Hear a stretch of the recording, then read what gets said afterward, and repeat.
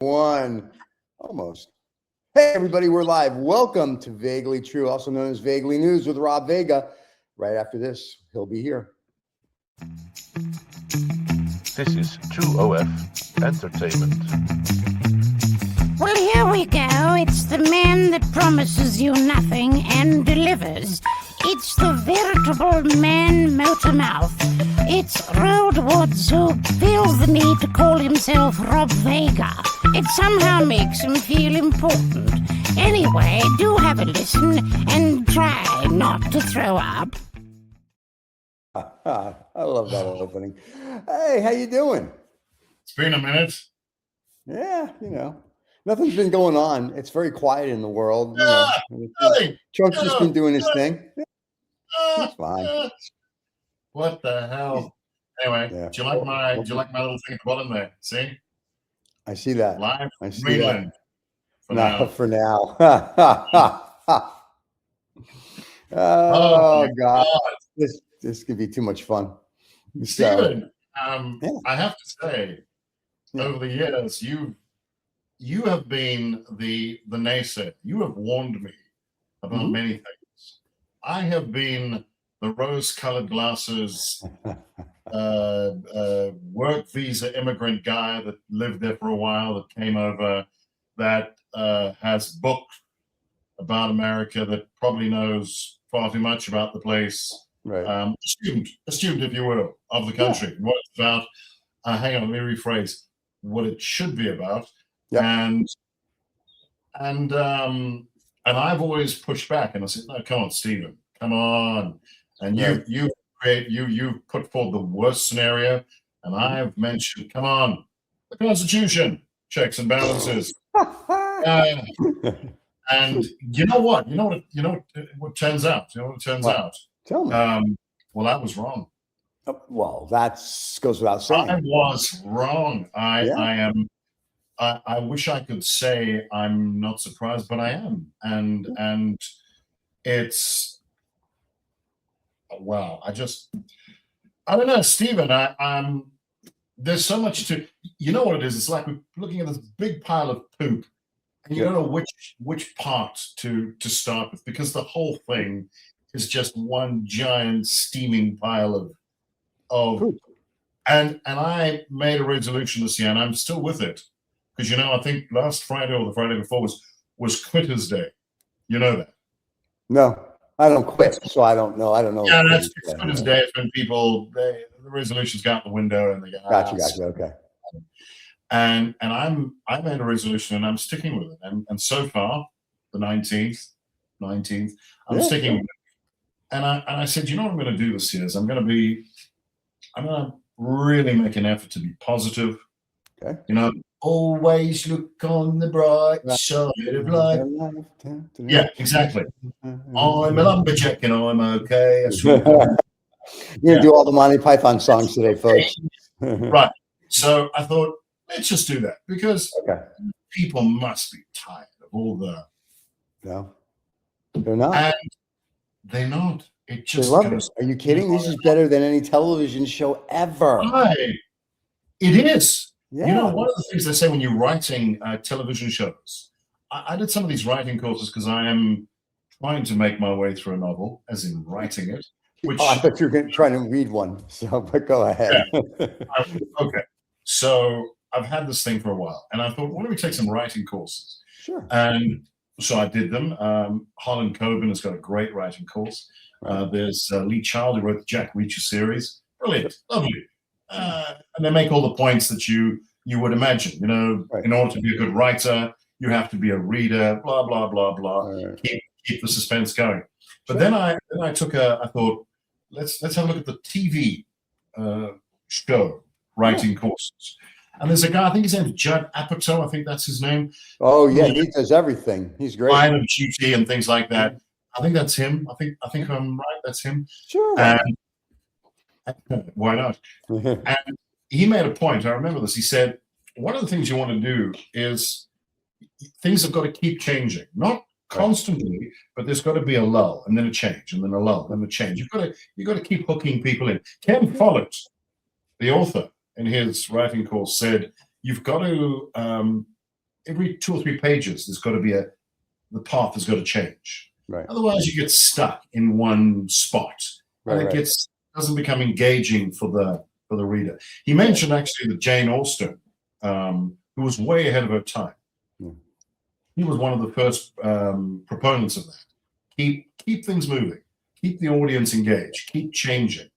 Well, Trump does that. He keeps us engaged and changing on a daily basis. He does. I have to give, we want to be positive. I have to give credit as due.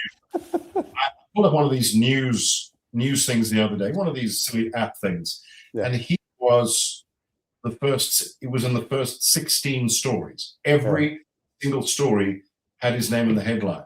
Now, you can say what you like about the guy, but that is impressive. It is impressive. How do you, I challenge anybody to pull that off. Let me just say this about what you just said about Donald Trump having the first 16 stories in his headline for our studio audience. Kudos to you, sir. Kudos to you. So, but here's the fun part. We invaded Venezuela. So now gasoline here in America is 25 cents a gallon like it was in the 70s. So we're very excited about it. It's a beauty.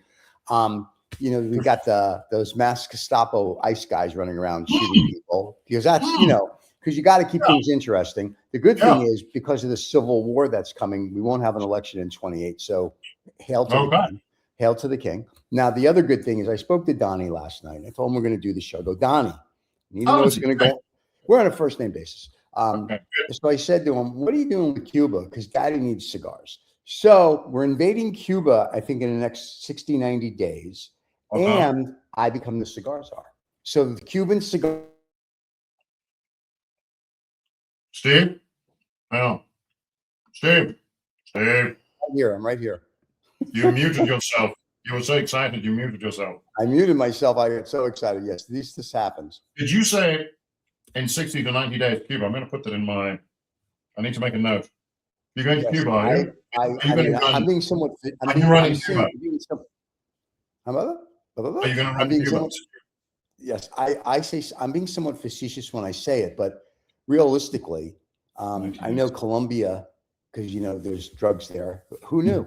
And Cuba, I'm not sure why we're going to invade them. I think it's just because we have nothing to do this week, so it's one of those things. So I'm thinking by June, Cuba. Here's how I'm looking at Venezuela, 51st state, Colombia, 52nd, and Cuba, 53rd. Just it's a parlay. Steve. Yeah. So Venezuela, all right, congratulations on the 25 cents a gallon. Whatever.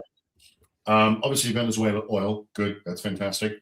From Trinidad and Tobago. May I recommend for your next target? Yeah. I know they're kind of on good terms, but it doesn't really matter if you're on good terms with Trump anyway, because I've got your country and now I'm going to invade it. Yeah. Get onto that. But Argentina, and I say Argentina because of the beef. It's quite empty. Beautiful country. Oh, it's nice. Nazis are there. Yeah. Great and Stephen, beef. Lots of great beef. You have beef. You have Nazis. This is, I'm thinking I'm going to write I'm going to write a musical called The Sound of Music, and the hills are alive is what I think I'm going to do. And then after we do all this hemisphere, for shits and giggles, going to Greenland. I don't know if Donnie's been to Greenland because I think he's still under the impression that it's green and there's lots of trees. But hey, it is what it is. I had something which you'll appreciate. I thought I've got to come up with something funny, right? Instead of moaning about stuff. So here it is. I said a mate of mine. I had a chat with a mate of mine, and I do have a few mates on your stuff. Something. Sure. I said I've got this friend of mine. He's he campaigned for Trump. This is true. He did. He's a big fan. Right. And I understand that, and I respect it. And that's true. He's a nice guy, believe it or not. He is. He's a great guy. Sure. I'm not joking. He really is. I'm not going to mention his name, David. No, I'm kidding. No. His name. It's not his name. It's not his name. Clarence Thomas is his name. Go ahead. So. Yeah. And I said, I had a chat with him over the weekend, and he said to me, "Listen, you guys have got it wrong. Trump is not going to Greenland for the the resources Right. and the Russia thing and the security thing. No, hang on. He's going there. Trump is going to Greenland. He wants Greenland. He needs to own it because he wants to build ICE detention centers. And he's here till next week, folks. Tip the wait staff and try the veal. Yeah. That's great. I almost thought that was funny, but it's probably sad. It's sad but true. That's the problem. It's sad but true. Listen, some of the stuff he's doing, though, I give him kudos, and I'm not being sarcastic or trying to be funny. Thing with the thing with the credit card, he's trying to get the credit card rates down to 10%. The banks are having a heart attack. I'm like, kudos to you for that, because he's also trying to win he's trying to win the midterm elections, so he needs to get stuff done. This 50-year mortgage I find fascinating. I don't know if banks are going to go for it, but I truly think that's pretty cool. I'm glad, I can see what he's trying to do. Then the question I have is, are you doing it because you care? Or are you doing it because it's the midterms and you realize you're going to lose? The Dems are going to get in, probably try to impeach you and get rid of everybody in the Republican Party. So that's where I'm kind of like, I'm vacillating. Like, are you doing it for the good or are you doing it for yourself? Stephen, you've forgotten what we discussed. It's just you're looking at it as all wrong. Everyone is this all wrong. Yeah. The guy is a showman, and there's a new podcast, and there's a new. Let me say something. Let me say, he gets people talking. He does. He does get. I've never seen so many people talking about so many things at the same time. It's extraordinary. But I'll tell you what they're not talking about. You know what they're not talking about? What? Those files. Epstein files. Yeah. Well, we could talk about the Epstein files. We have pictures here we can show later. Oh, whatever. Listen, here's you don't disparage the dead. That's what I say. Anyway, but here's the thing. Putting the Epstein thing aside, I'm sure they're all guilty. It doesn't matter. Whatever. Put it aside. But who's Epstein? Epstein who? But with Trump doing the Venezuela thing, and now he keeps talking about Greenland, and Greenmark. That's what we say here in the private situation room. He's talking about Greenland. And I get a kick out of the king and queen of Denmark and the PM, and they're like, stop talking about it. I'm like, calm down. First of all, PS 137 in New York can come kick your whole ass and your whole army. Let's just be real. If we want Greenland, we're going to come take it. Number two, and they all say if we invade Greenland, which is just funny when you say it, because we're going to have to do Viking ships, and guys are going to have the hats with the horns. It's going to be a thing. And you have to have your last name is Sven. And that's the only way you can go. But if we invade Greenland, what's going to be the best part about this is they say NATO is going to fall apart. And I'm like, okay. So then I was speaking to an acquaintance of mine who's a conspiracy theorist, and he's part of the Illuminati Lizards People Club. So I take it for what it's worth. And he's like, listen, we're just dividing up the world. The U.S. is going to get here, Russia's going to get there, and China gets there. And I'm like, okay. And that's pretty much how it is now. I mean, we're just going to make it official. We're going to put a stamp on it. It goes, there you go.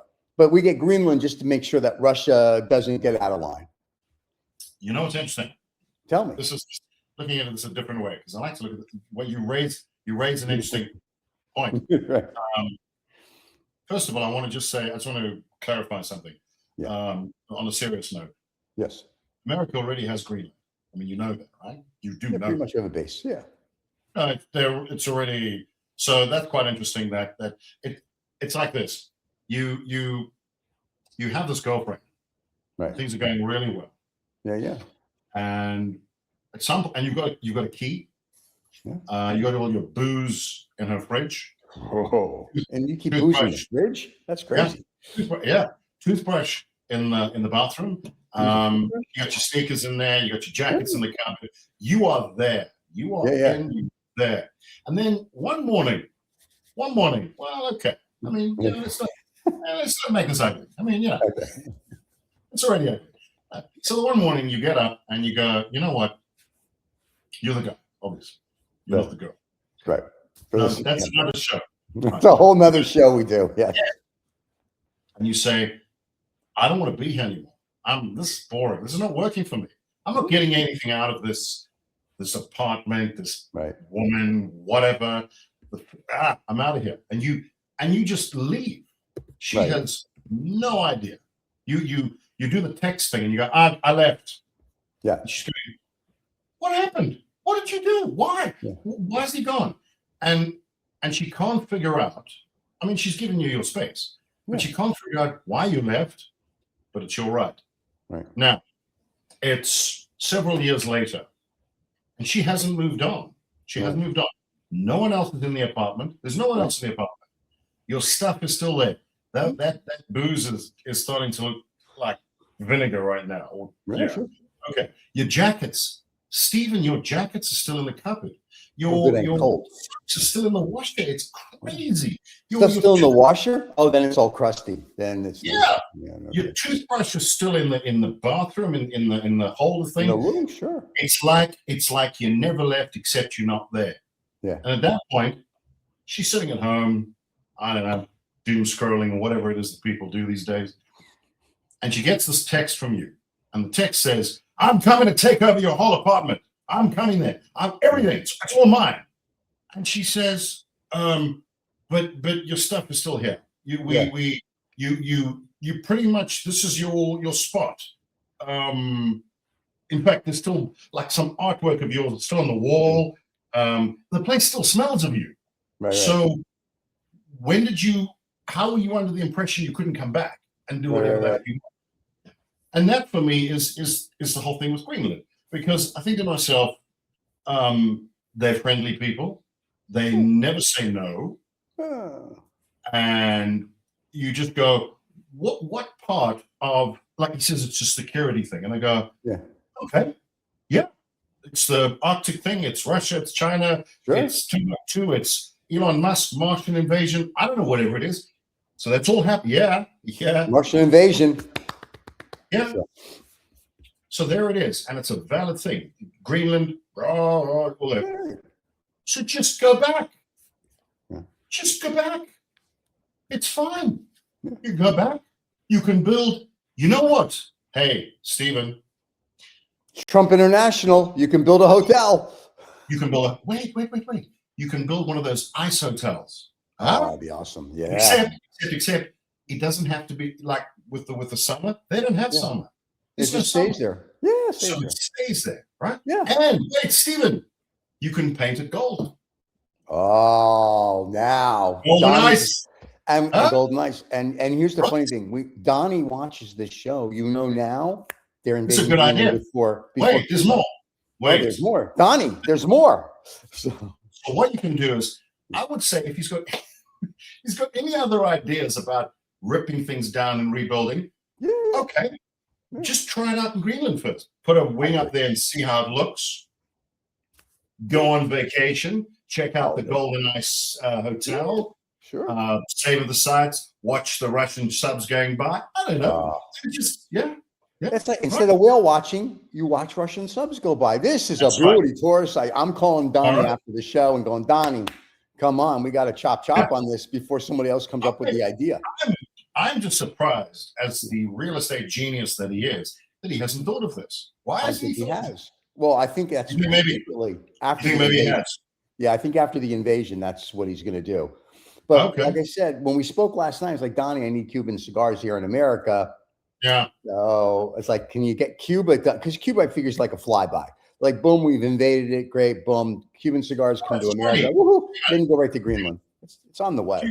Cuba's tiny. Come on. Yeah, it's like we invaded Venezuela. They have a whole army, and apparently we kicked their butt in about a minute.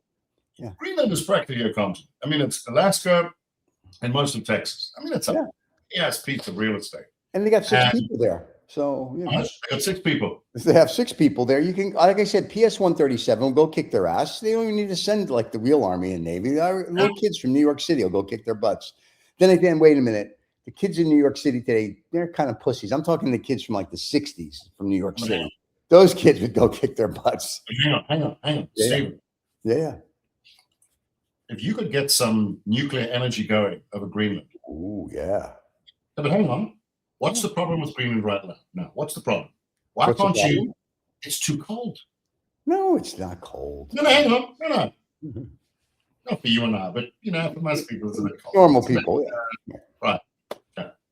So you want to warm the place up. Oh, Just- you do. Right? So warm it up. And Nuclear now explosion, look at yeah. what you got. Hang on, look what you've got. You've got two of the big, as I said, Alaska and Texas size. Put those two together. You've Right. got that size real estate with Yep. beautiful views, lovely ocean, and now it's warmer. Can you imagine the Oh. possibilities? Right? That's a You can really- put- Wait, there's more. There's more. That's my option one. That's option Okay. one. You can What's do that. option two? Or getting back to this ice detention center. Yeah. How many million people did he want to get rid of? 1 million? Was it 1 million? 2 million? 5. There's 330 million in America. I think he wants to get rid of 300 million of them, but close enough. Go ahead. Okay. Well, let's say it's 30 million. Let's say 10%. Is 30 million good for you? Is that all right? Sure, why not? I'm flexible. You put them onto Greenland, you won't even see them. There's so much real estate, they're gone. Right. Job done. Now here, It's a let me just. short flight over. You get them over there. Yeah. Yeah. Hey, now one of our fans. This is a Oh. fan from the Cigar Show. Just wrote, and he has a question for you, Mr. Vega. He says, Yes. What excuse will Trump have to convince the public to invade Cuba? They don't have oil. That's a good question because Cuba gets their oil from Venezuela. So what's the Hang on. excuse? Yeah. Well, cigars, first of all. Come on. Well, that's the only excuse. That's good for you. Yeah. Would you accept that? Cigars? Oh yeah, all day long. It's not really my thing, but it's definitely your thing. So you're in the demographic of people that would get excited over the idea of Cuban cigar. I mean, am I wrong? Cigars are right here, buddy. I've already talked to them. Cigars, I like.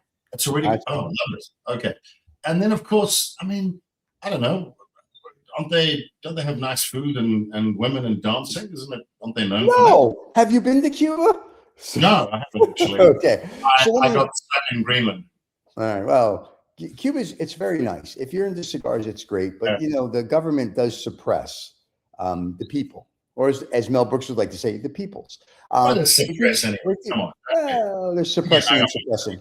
I mean, so at the end of the day, like invading Cuba, and we were very tongue in cheek about it, even on Habano Saturday. But because they've talked about it, because he's like, Cuba's next, Colombia's next. And I'm thinking, Colombia, I get it. There's drugs. You're going to go after them, whatever. I do what you got to do. But I'm like, Cuba. Other than you want to have Cuban cigars in America, just lift the embargo, and we can do that. But I'm just like, I don't get it.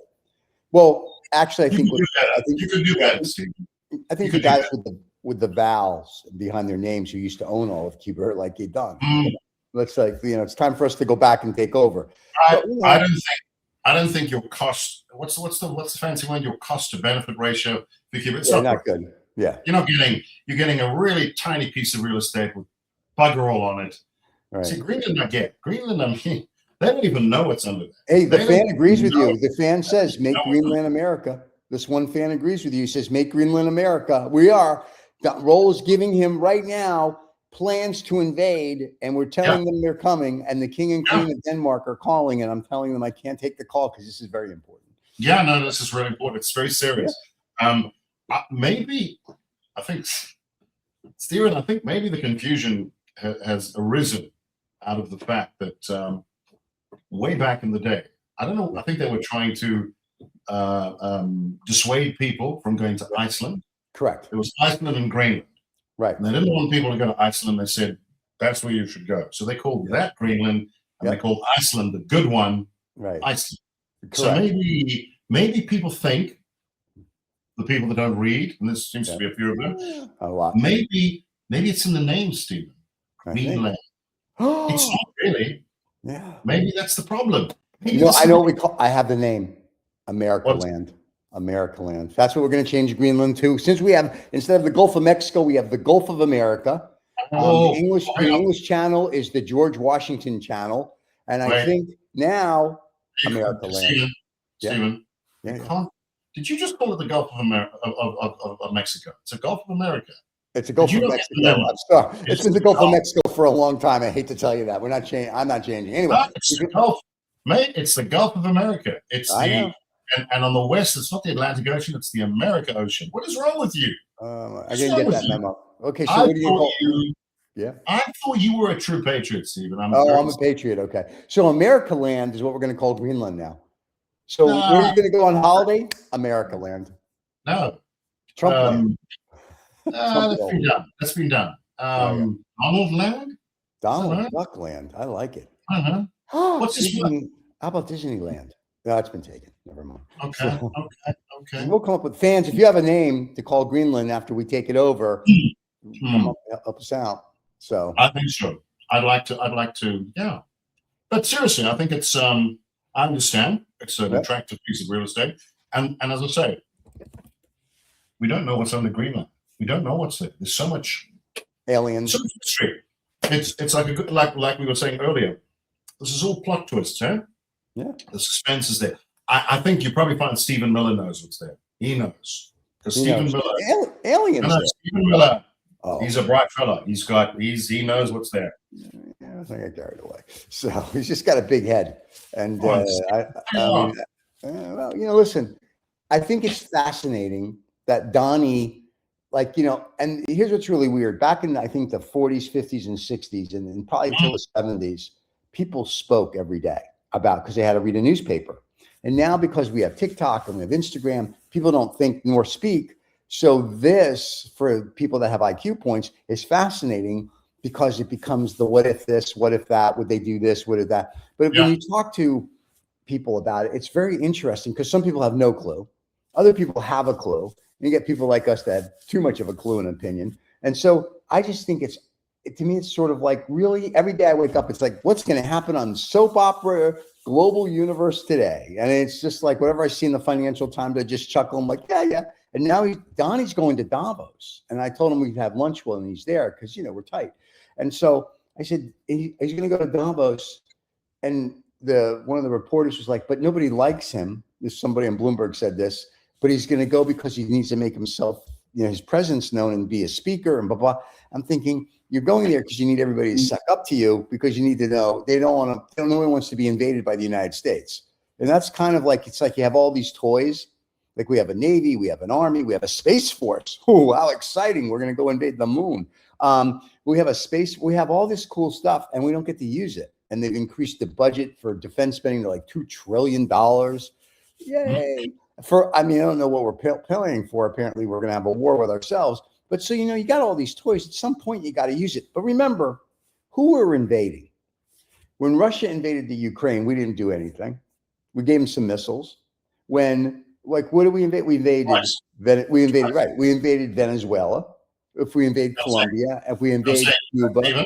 Stephen, they invaded Ukraine twice. No, I'm aware. I'm not belittling. I'm just making this point.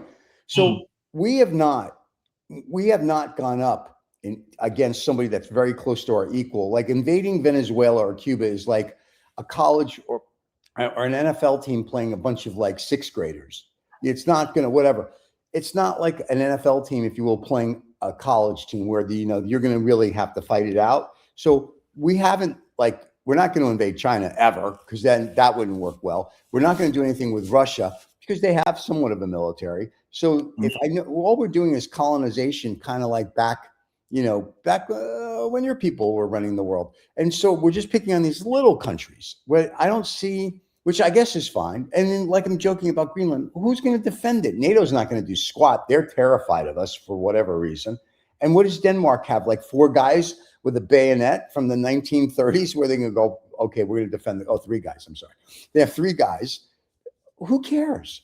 I mean, like, that's what I'm saying. It's just this big game. I think Stephen, we've said this time and time before, jokes aside, I think what is we can laugh and dick around with it, but what I find amazing is, we've said, I lived there for a while. I still have my work visa that I renew, and I still, I know you're going to shoot me down. I still believe in what America was and can be about. And it is beyond a territory. It's beyond a country. It's a concept. It's an idea. It's it's largely an immigrant nation, apart from the Sioux and the Cherokees and so on. So everyone that came there came from somewhere else. Yeah. So whatever people may think anti-immigrant, it is an immigrant nation, and that's what makes it strong. That those flavors, those different flavors, make it strong. And I know you think I'm a naive idiot, and that's probably true. My wife says it to me all the time. But I do believe, from my experience, I've been to 32 of the 50 states. Okay. I met a lot of people. I do like the country, and I do like the people. Yeah. And I'm not going to sit here and judge the entire country based on some guy's need for whatever acknowledgement. He wrote a letter. I don't know if this came out today. He wrote a letter. I thought our news department was dicking me around. I actually went and verified. He wrote a letter to the Norwegian Prime Minister or President, or I think that's Prime Minister, and he was reasonably upset. And he said, listen, the fact that you didn't give me the Nobel Peace Prize because I actually ended 8+ wars. Sure. So right now, my priority is not on your damn prize. I'm going to worry about what's good for the United States, which is fair. Not the first part, but the second part. Right. I do think. But I think what's crazy is if you read the letter, and you can go and see it, you can go and read it, and you look at this and you go, if my son had written that letter, I would have pulled him into my study and said, listen, what are you doing?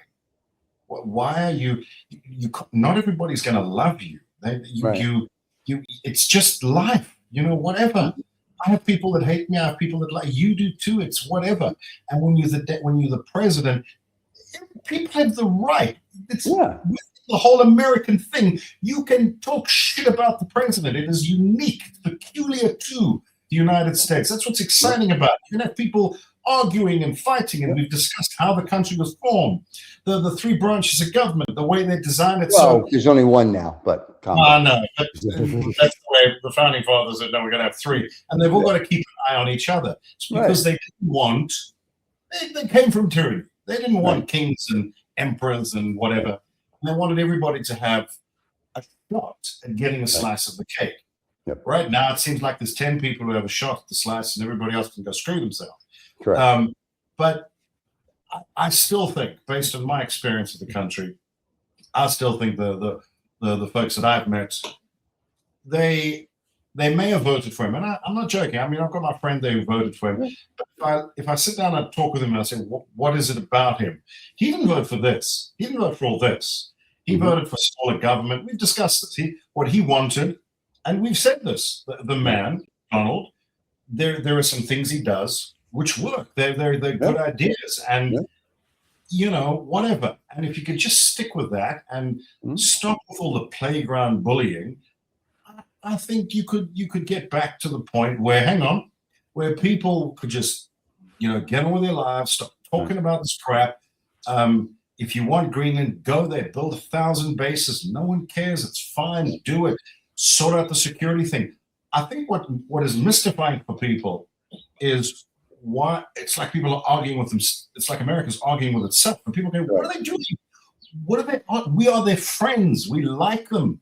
We love them. We watch their programs. This is why we can do their accent and they can't do ours. We enjoy what they're about. We watch their movies. Hey, Hollywood, ooh, Tom Cruise. Yeah. But jokes aside, the American influence is global. It's a fact. This is why, I've lived in several countries. I was born, obviously, in the UK. I grew up here, and I lived there where you are. But find me an American actor who can do this accent. Zero. But Matt Damon. Matt Damon did that in his. But here's the thing. But it's fine. That's okay. Right. I don't expect him to. Why would he have watched television from here? And it's the same with the UK. A lot of British actors can do the accent. I say this to make a point. There is strong influence. Forget the military and forget the whatever. There is already American influence for now around the world. And here's the thing, Stephen. I know you're going to say I'm an idiot, but it's good. America's a big, powerful guy, and he's always been good. But right now, everyone's going, what the hell is that? And I don't think it's what the people are about. I think there's a group that have commandeered power in a position, and they're doing whatever they're doing. And I hope that they can pull him back in line. I don't think everything he does is bad, but this isn't bad. It's not good. It's just silly. It's unnecessary. And I think when I lived there, one of the things that people used to talk to me a lot about, sound like Trump, a lot of people you should talk to me about, but it was a lot of people, that was mentioned the healthcare thing. And they also spoke, the healthcare thing was a big deal. So look at that. Don't waste money on Greenland and troops and stuff, or a million ICE agents. First of all, the immigration system is very good. I went through it. It's a great immigration system. Just do what is already there. As an immigrant, I can tell you now, there's nothing wrong with it. It just has to be enforced properly. But no other gun. It's not necessary. The hoops and loops that I had to jump through were valid, and they were good. They needed to make sure that I wasn't some ass trying to get into the country that had zero skill. I mean, I have zero skill, but I managed to. Right. Yeah, okay. But it's a good system, Stephen. The thing is, it's a good system, and it is an amalgamation of a global cultural influence. And that's fine. It's good, and it needs to keep going. My worry is that America becomes this protectionist, isolationist nation like others, and it loses that. Huh? We've started that. We've become an isolation country. The thing is, my worry is what replaces it, because there's always a big boss. We humans like a boss. We like a strong man. We like a leader, and I worry about what's going to come in its place. Panda's going to replace it.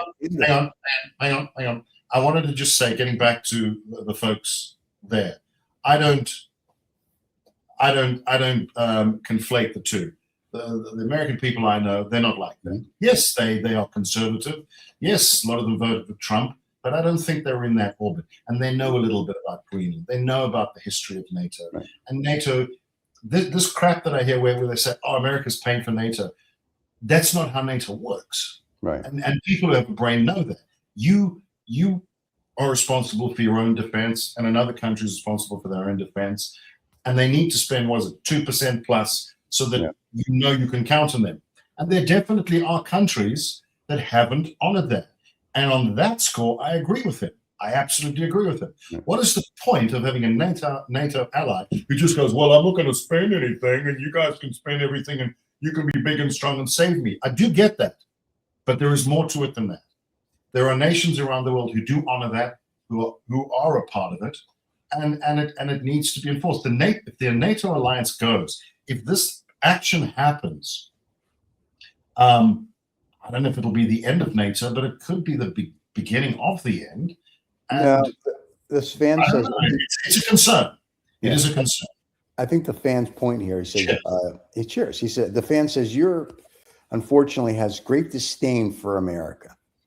Europe, I'm reading what the fan's writing right now. It says, Europe has let me just finish his statement, and you can refute it if you want. He says, Europe unfortunately has a great disdain for America. They do not see America acquiring Greenland would be a benefit to NATO. Possibly. The other comment he made, which I kind of disagree with, he says immigration from Europe is what made America great, not immigrants from third world countries. Technically, that's not really true, because without the Chinese, you'd have no railroads. And we can go through a list of what other people did. So I think what makes America great is the fact that it's a melting pot of everybody, and everybody contributes in some way. It doesn't just like not a whole bunch of white Europeans came over and did stuff. It's also African Americans. There are blacks that contributed. There's Hispanics that contributed. There's Asians that have contributed. No Puerto Ricans though, but everybody else contributed. I'm kidding. That's a Don Rickles joke. But I'm just saying. But I'm just saying. I think everybody contributed. It's just some contributed more, some contributed less, and history is a funny way of only writing what it wants. So I have a funny feeling what made America great is, like I said, America was a melting pot. People came from all over the world. Every different color, every different this, every different that. And that's what, to your point, America, the experiment, made America, the experiment work. Granted, we did play the land acquisition game and steal it from the people that were here ahead of us, but we don't want to discuss that because we gave them casinos. So it all worked out. They take our money now. So I think there's a lot to this. So yeah.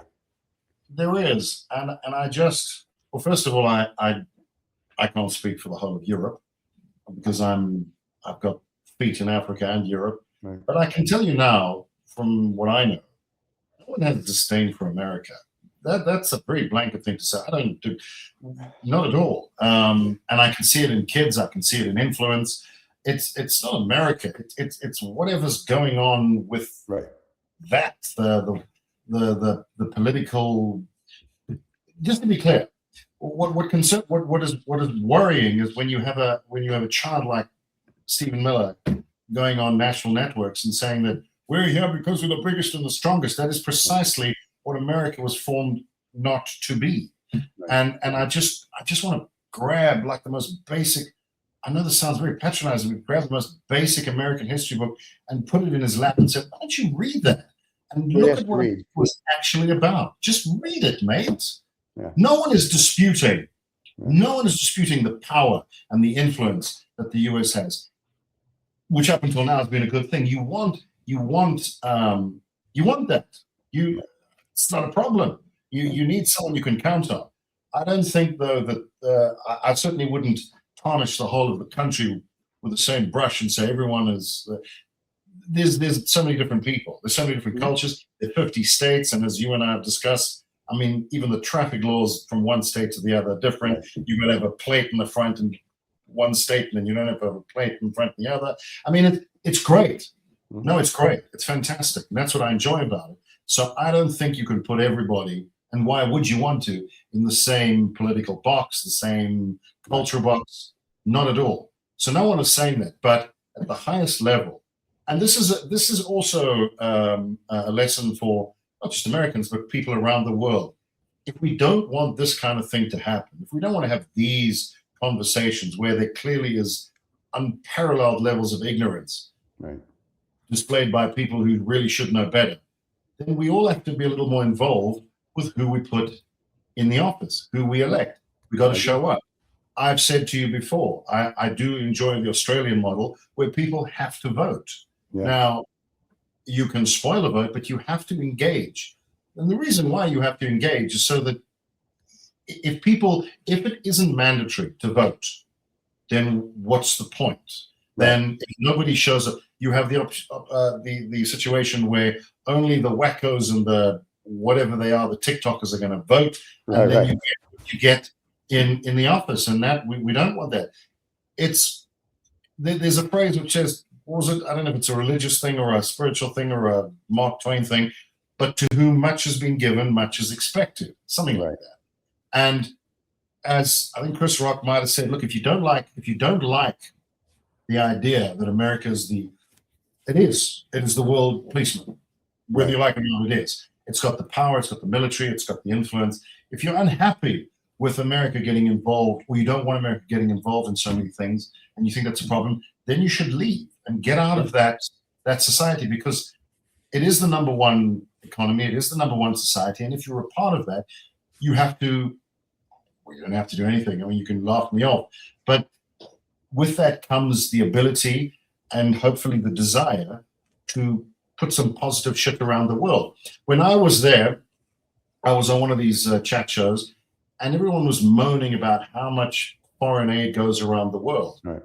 And I thought to myself, if you remove that, if you remove all that foreign aid, then, and I understand why, then fair enough, stick it in your pocket, stop wasting money on people that don't like you, and then do what with it? Invade countries then. Then you become, then you like anybody else. So it's a confusing time. Sorry, I'm sitting on parts of my body that are going dead.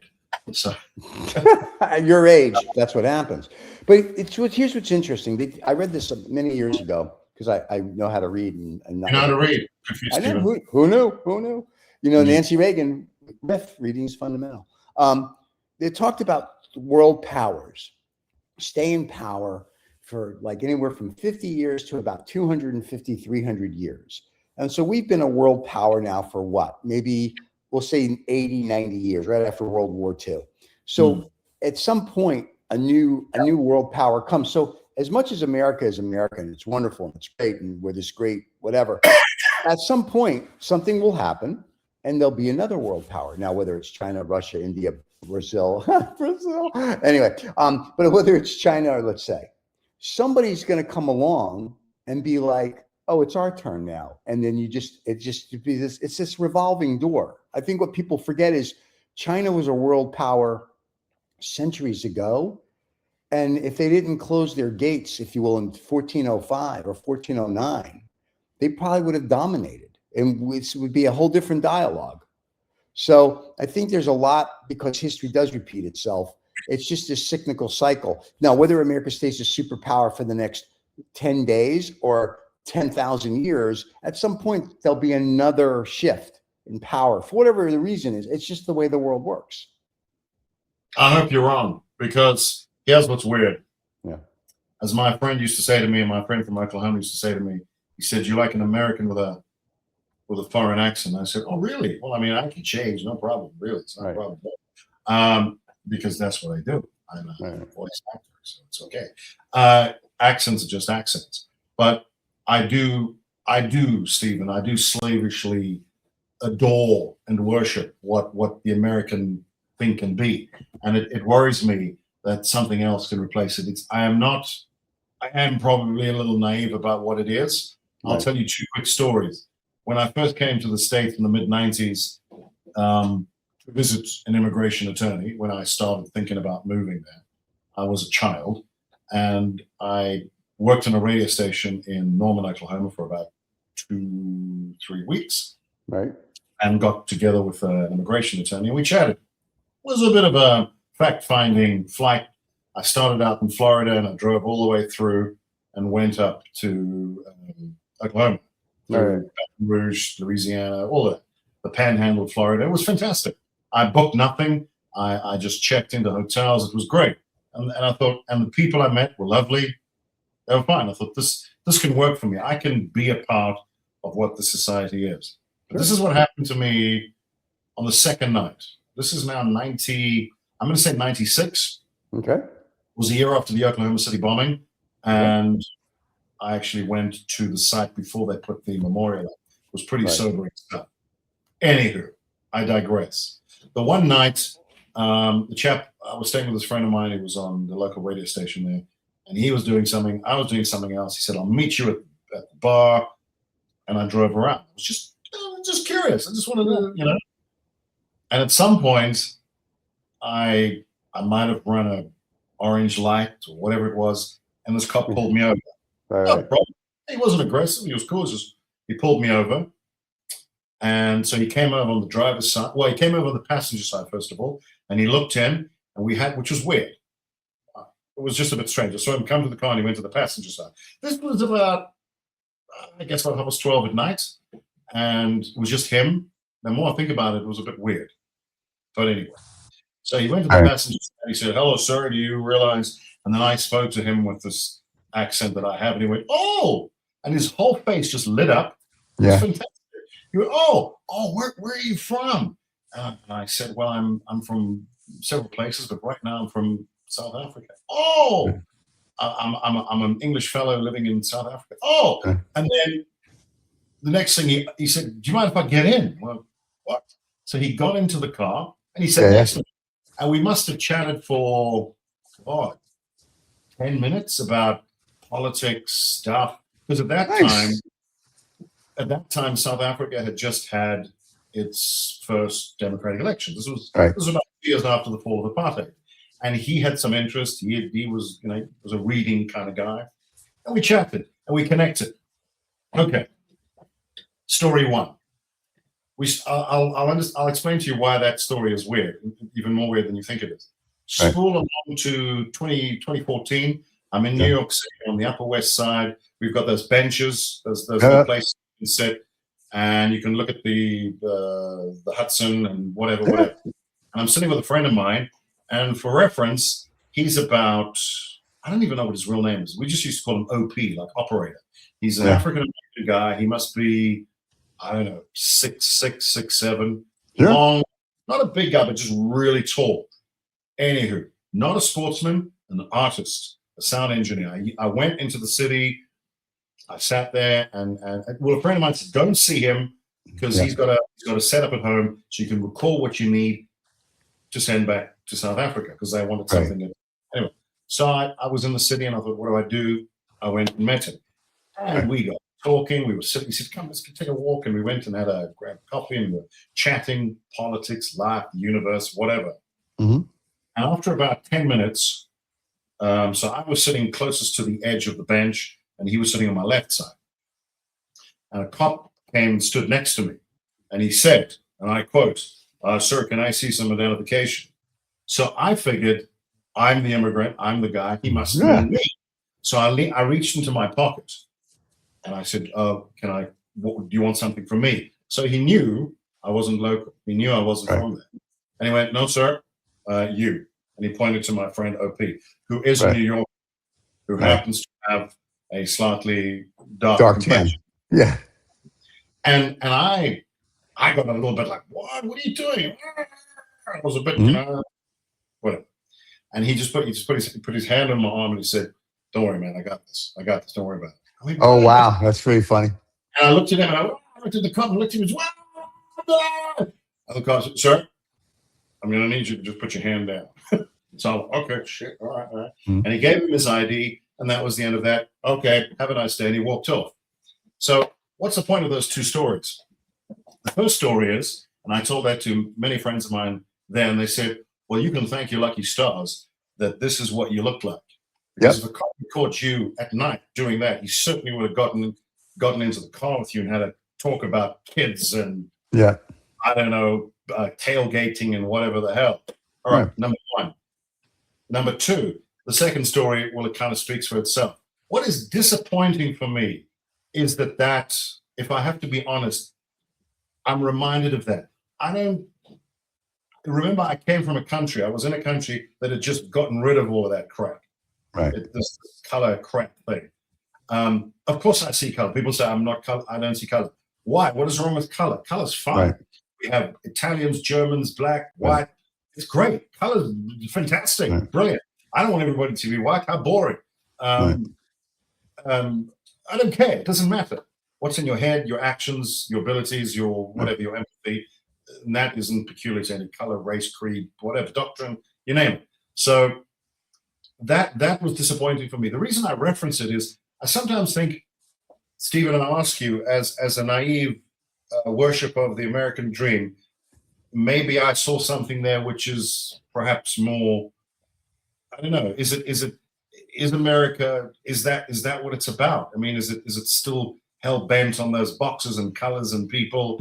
And maybe that's, I don't know, I hope those are isolated things. That's all I'm saying. That was only that's two stories out of millions. So I don't think, but I think it happened. Yeah, I think it's where you are. I think it's how you're raised. And I think it has to do with a lot of factors. I think the guy you ran into Oklahoma was just fascinating because he's probably never been out of Oklahoma. So for him, this was like, oh my God, this is great. New York City, I get it. You know, you're a police officer, and whether you're a white officer, an Asian officer, or a black officer, or any other color under the rainbow or whatever, you see so much, if you will, crime and scum. And unfortunately, it's a specific X. So in your mind right away, when you see that, you're like, oh, he's up to no good. So it's after a while, that's what you see, which is terrible because, my God that was sitting. Yeah, he was dressed. He told me. Beautifully dressed. He was ready for the ball. Or he looked immaculate. I, on the other hand, hadn't slept for days. I was all I was basically a hobo. He probably thought he's either and I'm not, I don't know what's in the officer's mind, but he was probably looking at this guy and you probably thinking either this guy was a pimp or a drug dealer because he was that well dressed, which is kind of stupid and funny. In fact, I'll tell you something. Yesterday, we're sitting at this restaurant where we're allowed to smoke cigars outside. And all we were doing, because, we're 5 years old, is commenting on how people were dressed. And the best dressed every few minutes would pass by were people of color. They were dressed to the nines. And all the white people, flip-flops, shorts, shirt. And we're like, you got to be kidding. And everybody like it was a fashion show. There was just one lady, hat, shoot, spectacular. So it's just one of those things. Everybody is just different. And all of us are from all around the world sitting there, and we're just like, we're loving it. It's like a fashion show for us. And then we make fun of the people that look like they got out of the trailer park. But it's just, that's how America is. I go back to what I originally said. It's just a melting pot. Everybody is somebody. Everybody does whatever they do. And as long as you follow the process of coming here, A through Z, Yeah. cool. If you sneak in, listen, if you sneak in, you have a baby, whatever Biden or Bush or whoever wanted to have your baby say, wonderful. As long as you're not breaking any laws and you're contributing, that's what, if you think about it, when America was first, if you invaded, when whoever came over was the Chinese or Columbus, which he didn't really make it here, or whoever, the Vikings first came here, and you had the Indians, right? Or the indigenous people, whatever you want to call them, whatever your fancy is. In theory, this was their land. This is theirs. We came in, we kind of invaded it. They didn't have little offices of immigration go, oh, you're coming from, you're a Viking, you're coming from where? Greenland? That's very nice. You're coming from the, we didn't do that, right? You came and you did. Now I get it. As we grew, we had the Ellis Island, we did, but you got to attract people. But at some point, and I've said this before, there's 8 billion of us on the planet. We all just have to get along, because at some point, 8 billion people, and we'll say 7 billion of them are going to want to take a picnic because they're going to get fed up. So all this ridiculous BS that we keep doing and fighting over dumb things, and we complain about this and complain about that, isn't really going to matter when 7 billion people decide they want to take a picnic. So all right, Stephen, I just want to ask you one quick thing. Yeah. I sort of know the answer, but I just want to raise it for the purpose of whatever. The thing that I guess I'm confuses me is this, whatever's going on politically there, where I'm trying to figure out, where does this rage, where does this anger, where does this come from? Why is there a chunk of people who feel somehow that that the world has screwed the country so badly, and by extension them, when honestly, even on social media, or if you want to get on a plane, make the effort, you can actually realize that poverty is really global. Well, but what people, I mean, I went into so-called poverty areas in the US just because I was interested to see what people thought was poor and it was rough. Yeah. Some rough things, but America's in good shape, Stephen. I'm aware. What people think is bad is honestly bordering on luxurious for some parts of the world, and that's fine. I mean, not everybody has talent. Not everybody can make it. Not everybody cracks some good luck. But what I'm trying to understand is, if anybody had a beef with life and how badly they've been treated, if I had to pick a country or a region on planet Earth right now, a group of people who have been hard done by, who are badly off, who are never going to achieve their dreams, mate, it wouldn't be the US. In fact, I wouldn't even think of it. Now, I'm not saying people don't hit. I'm not saying everybody, not everybody makes it, and most probably don't. In terms of who's got the worst story, I'm sorry, Stephen, America doesn't even come close. Oh, no, I get that. Where does this anger come from, or this need to annex, to grab, to tell everybody how strong we are? What is that? Where is this coming from? Why? Because you have to have someone to pick on. So America's having whatever problems it has, can't be America's fault. To your point, America's too great. We can't have this problem. So who do we pick on? And I'm just going to use the rhetoric of the day. We have to pick on it's the immigrants. Oh, okay. It's the immigrants' fault that we have whatever the issue is. Okay, cool. That's the problem. No. Now it's China's fault. Tariffs this. So we had a show about a month and a half ago where we talked about tariffs. And there was a comment in the comments section that said, this guy, meaning me, doesn't know anything about finance or economics or tariffs. So I'm thinking, whatever you say. Because my comment was, and it was just at the 100,000 foot level, that, when a tariff comes in, it's great that, the government gets whatever, blah, blah, blah, blah, blah, pays the deficit. But really, Walmart's passing the extra cost on to me. So it affects the consumer. And now that they realize it, it becomes a different thing. So you have to have an enemy, because if I'm running for president in 28 and I go, everything's great in America, people are like, we can't vote for this guy. Everything's great. Go ahead. Down the hall to the left. So, ladies and gentlemen, it's going to be, he's going for the dog. He's going for the dog. There's the dog. There's the both dogs. He's running for the dogs. He's for the people on the podcast as we wait. So anyway, what I was going to say is while we wait for all. So if you're running for president, you have to have something to have the people complain about. You have to have something where people are that's the most exercise I think I've ever seen you get. Anyway, what I was saying is if you're going to run for president of the United States, you have to, number one in your book, buddy. I get it. So what I was saying, if you're going to run for president, you can't say everything is great because who's going to elect you? What are you going to do? Everything's great. I don't need to do anything. Like there's no unemployment. Everybody's working. Everybody's happy. We don't have any problems. Well, why am I electing you? So I come to be president and say, hey, everything sucks. It's not our fault. It's all these other people's fault. Oh, now you get all these people who, small percentage that buy it, and then it just escalates to where it is today. Okay. That's how I look at it. Yeah. And there's a gentleman who's making another comment. So the problem with unfiltered immigration is when you have people who refuse to assimilate to the American values, leading to a loss of values that makes America great. I have a kind of an issue with that, but I understand it. I want to respond to that.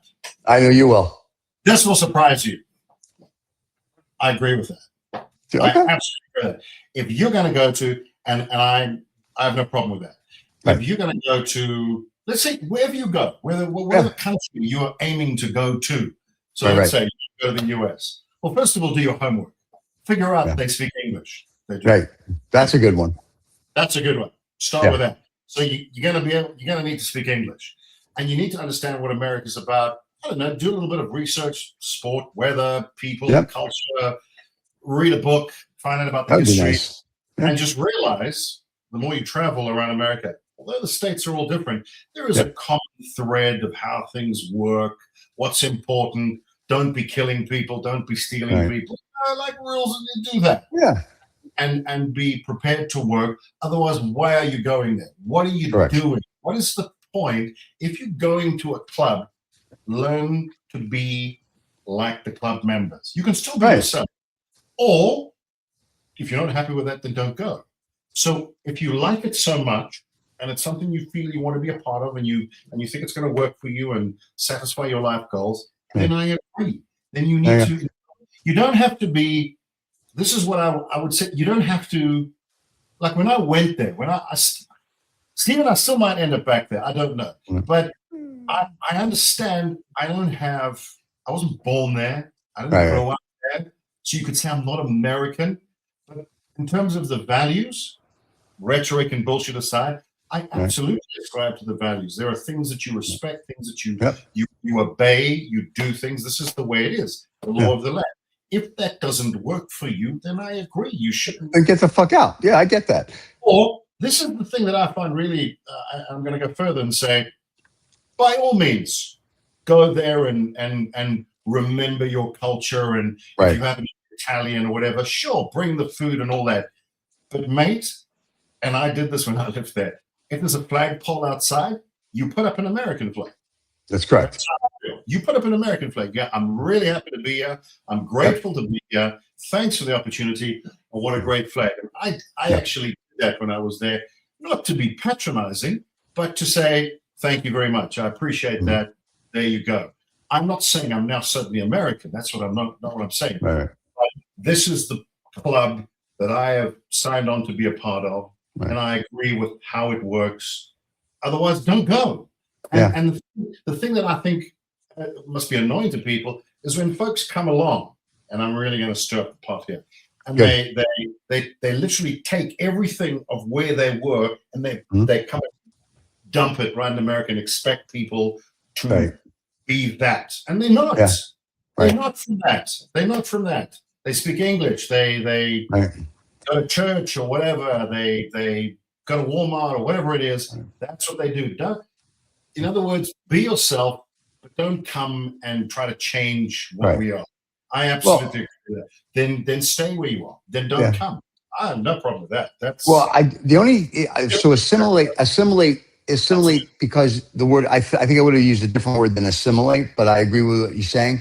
My biggest problem I have, not with what he said, but in general, is I get into an Uber and I have to say English or Espanol, and I'm like, you're in America, and so I have to use like a translation to talk to my driver to tell him how to get to where I'm going. That's where I have a problem from. I like in New York City back in the day, I don't care what country you came from, they knew enough English to get me from A to Z. Now everyone's like, oh, I'm proud to be from. I'm glad you're from your country, but there's 330 million people in America, and let's just assume 90% of us all speak English, and some speak a second or third or fourth language. If I go live in China, I better learn Mandarin. Even though they speak English, I need to learn Mandarin. If I go live in France, I better learn some French. So wherever I go, if I go move to the United Kingdom, I have to learn a whole new English. But my point is, I have to learn the language. So when you get these people, and I'll say to them, in translation, how long have you been here? 5 years. I'm thinking, you don't know English? Like what the fuck? So I do agree. I don't know if I would use the word assimilate, because I do like that people bring their cultures with them, their food, their traditions. But you need to learn our language. You need to learn our customs. Because if I go live in your country, and I've lived in other countries, when they celebrate something, Trinidad and Tobago, when the national anthem comes on, you stop no matter where you are in that country and you stand up. And so you have to learn the traditions of the country that you're living in. No, well, I'll give you a personal example. When we were there, my kids were in school there. My son was in the middle school and my daughter was in high school. And every morning you begin with the Pledge of Allegiance. Yeah. And I had some folks say to me, oh, but that's this and that. And I go, listen, they were in an American classroom. That is the way it works. Right. And they're absolutely going to do that. I want them to be a part of it. I don't want them to be the idiot standing there, oh, this is not for me. Then don't go to class. Don't come to the country. No one said you had to be there. No one said you have to be there. But if you choose to be there, then you respect what people are doing. Don't make it weird. Don't. If I have to get in a cab like you said, and I have to start speaking Russian or something, I'm sorry, that's bullshit. In New York City, rubbish, nonsense. And because what you're then doing is you're messing with people where they live, where they're from, what they're about. You're not going to their country and speaking your language. You come here, you speak this language, you embrace it. Otherwise, you come. I have zero problem with that. And I mean, one of the things that I've, just to your point, later on this year, I'm hopefully going to go and spend some time in France. And the only reason I'm only going now is I'm not at a point where I think I can get by with the language. Is that necessary? No, I'm not planning to live in France, but you get so much more out of a country if you can learn the language, understand what the people are saying. And if you're going to move to the US, then mate, you got to learn English. You've got to. In fact, before you get there, hello, this is what I do. It's good for you. It's good for you. It'll make you feel more comfortable. Otherwise, don't go. Yeah. And I'm sorry if you've been there 10 years and you can't speak English and what are you doing? I agree with that, because it's not the language. It means that you don't respect where you are. Why have you brought that? This is what the country is about. And you need to learn to spell. We don't use it's color. COLOR. Yeah. But I mean, do you know that my it was quite funny. My daughter wrote an essay in high school when she was there, and she wrote COLOUR. She wrote color. Right. And the teacher actually called her out in it. He said, but don't worry, I'm Canadian, so it's fine. I love it. That's great. I love it. That's great. I do think it is a melting pot, but there is a pot, and it's an English pot. It's an American pot. And so, I think also this extends to the thing that's going on in London right now, my home city, where there seems to be quite a push in some communities to bring in all kinds of cultural things, which is fine, but when it dominates the neighborhood, that's different. Yeah, that's different. There is so in other words, you have federal law, you have American law that dominates everything. Right. So what you're not going to want to do is start slaughtering cows on your front lawn. It's going to work. Right. Why? Because that's not the way things work in the US. So don't do that. And understand you're going to get pushback from it. It all gets back to that thing where you do a bit of research, find out what you're going to. I mean, if you're going to go to a country, you've got to get on with the people, right? Yeah, that's true. Stand them, like their culture. Why are you going? If you don't like their food, their language, their laws, their religion, their president, what are you going for? There must be something. It can't just be about me, surely. They're just going for the chicks because the chicks are free. I heard that in a song. So that's the only reason you go. But no, I think it's very interesting as we go into this year where we as America, the country, and also what the globe's going to do between what our next invasion is going to be, and the lizard people coming, and what's going to happen just in general. I mean, it's fascinating to me. Like I said, I wake up every day. It's like I'm excited like a kid. I can't wait to see what's in the Financial Times because it's just like, this can't be real. That's how I look. I just read it. It just can't be real. It's that bad. I think you're going to be fine, Stephen. I think, as I've said to you time and time again, the way the system is designed, it can reboot itself every 4 years. Hopefully. So if people don't like it, here's the thing. I'll say this to anybody.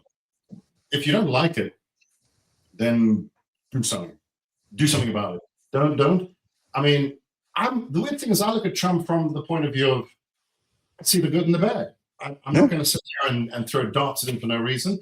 Hey, he's got some silly ideas. I've got silly ideas. But there are some things that work, some things that don't. But the fact is, Stephen, 70-odd million people voted for him. So, shit. It's all about that. Accept what people, that's what they wanted. Is it what you want? No, but you're not living there. So if you are living there and you don't like it, okay, then get involved and do something about it. Nah, just leave. Better to leave. He'll leave. Just leave. Go to Canada. It's better in Canada. Go to Canada. It's colder. The nice thing is after we're done with, we already got Venezuela, we got Colombia, we got Cuba, we're going to get Greenland. You know what's next, baby? Going to have to get Canada. So it's all going to be American. And one of the comments earlier was, it says live from Greenland for you for now. And the person said, but soon that role will be an American citizen. That's fine for me. That's why I'm here. That was great. I love that. It was awesome. That takes care of a lot of paperwork. I'm cool with that. You see, there you go. I can see the negatives, but I also think a lot of this is blunder and bluster, and I can see why people are. I can see the reason for the shouting, but I can also go, can we stop shouting now? On, no one hates you. It's just silly.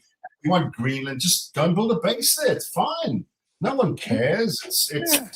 I just think. Oh, and of course, the big question for me is, okay.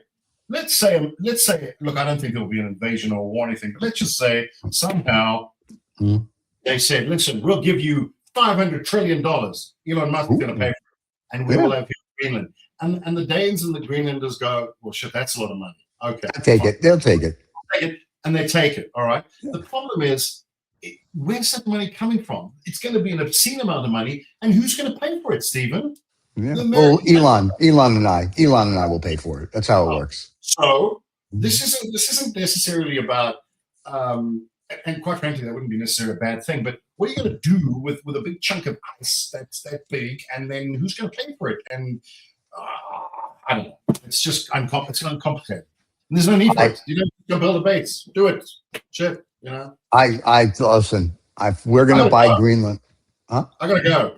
Oh, he's got to go, everybody. Wait, then this is the show. Don't forget to subscribe and like. The big guy's leaving. Thanks for joining us here on Vaguely News with Rob Vega. We will be back next month, I think. Don't forget to subscribe and like. Catch the other shows where we broadcast this later. Thanks for all your comments. Sorry we couldn't get to all of them. And we'll see everybody later. Cheers, everybody.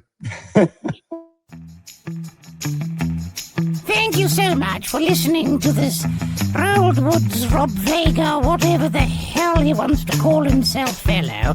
This podcast thing, it makes him feel very important, and he's a difficult fellow as it is to deal with. So thank you so much for putting up with him, and do take care.